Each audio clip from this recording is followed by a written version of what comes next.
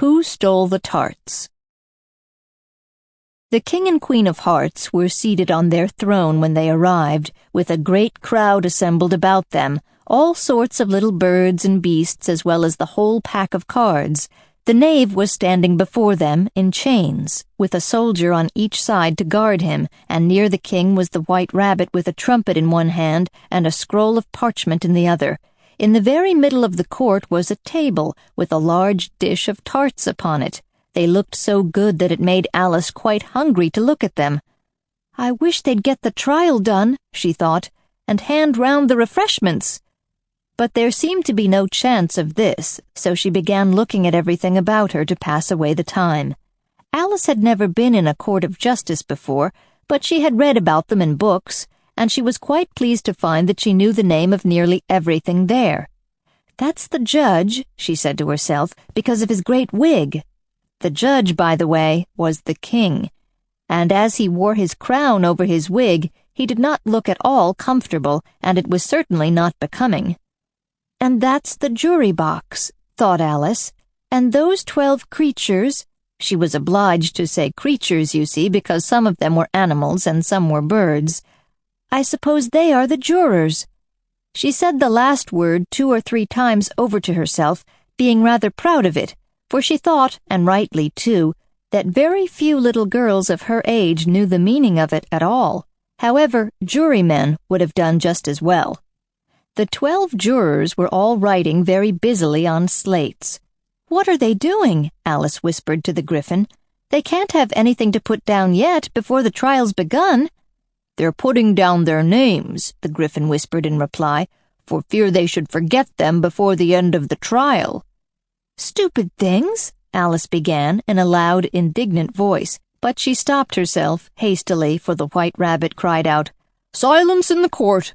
and the king put on his spectacles and looked anxiously round to make out who was talking.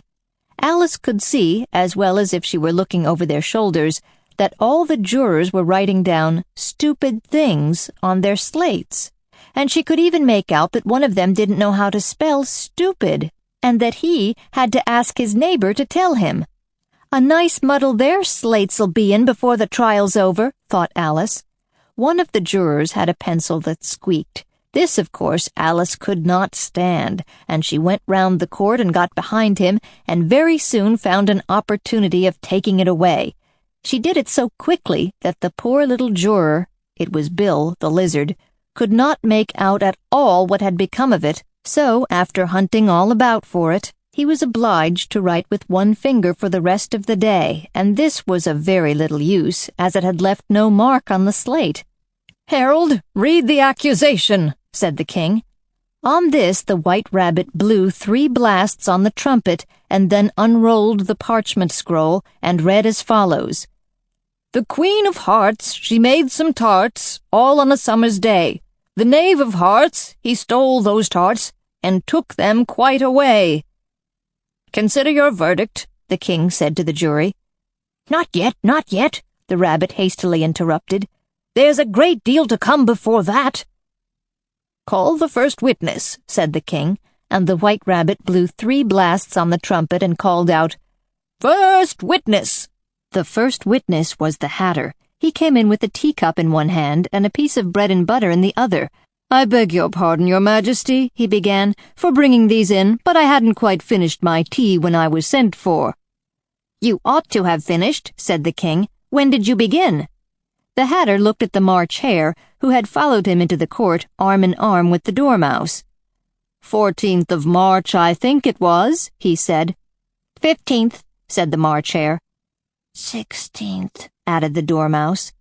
"Write that down," the king said to the jury, and the jury eagerly wrote down all 3 dates on their slates, and then added them up, and reduced the answer to shillings and pence. "Take off your hat," the king said to the Hatter. "It isn't mine," said the Hatter. "Stolen?" the king exclaimed, turned to the jury, who instantly made a memorandum of the fact. "I keep them to sell," the Hatter added as an explanation. "I've none of my own, I'm a Hatter."